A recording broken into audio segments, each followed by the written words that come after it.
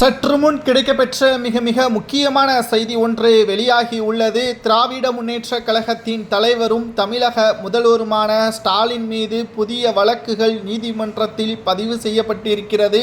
தேர்தல் நேரத்தில் விசாரணைக்காக ஸ்டாலின் சிறைக்கு செல்ல நேரிடுமா என்ற ஒரு மிகப்பெரிய ஒரு கேள்வியும் இதன் மூலம் மக்களிடம் திமுகவின் தொண்டர்களிடம் பேசும் பொருளாக மாறியுள்ளது.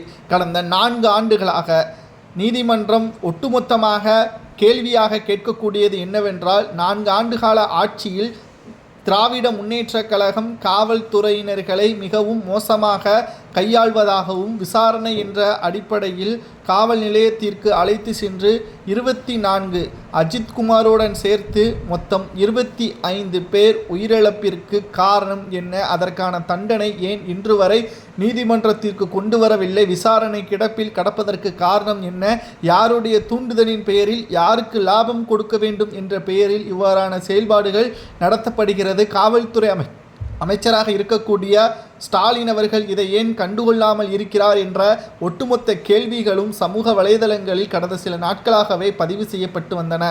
இந்த நிலையில்தான் எடப்பாடி பழனிசாமி உள்ளிட்ட எதிர்க்கட்சி தலைவர்கள் வழக்கு பதிவு செய்து விசாரணை நடத்த வேண்டும் என்றும் கூறி வருகிறார்கள். இது வழக்கு பதிவு செய்யப்பட்டால் நிச்சயமாக காவல்துறை உயர் அதிகாரிகளும் காவல்துறை அமைச்சராக இருக்கக்கூடிய ஸ்டாலின் அவர்களும் நிச்சயமாக கோர்ட்டில் ஆஜராக வேண்டும் என்ற ஒரு கட்டாயம் ஏற்படும். அப்பொழுது ஸ்டாலின் அவர்கள் என்ன பதில் கூறுவார்? ஏற்கனவே துண்டு சீட்டை வைத்துதான் பதிலை மக்களிடம் தெரிவித்துக் கொண்டிருக்கின்றார். நேரடியாக நீதிமன்ற கூண்டில் ஏறி நின்றால் நிச்சயமாக திமுகவின் நிலைமை மிக மோசமாக மாறிவிடும். கடந்த 4 ஆண்டுகளில் 25 உயிரிழப்புகள், அதில் அஜித்குமார் குடும்பத்திற்கு மட்டும் இலவசமாக வீட்டுமனைகள், குறிப்பாக வேலை வழங்கிவிட்டால் போதுமா? மற்ற 24 குடும்பங்களது நிலைமை நடுத்தெருவில் நின்றால் உங்களுக்கு சந்தோஷமா என்ற கேள்விகளும் நம்மால் பார்க்க முடிகிறது.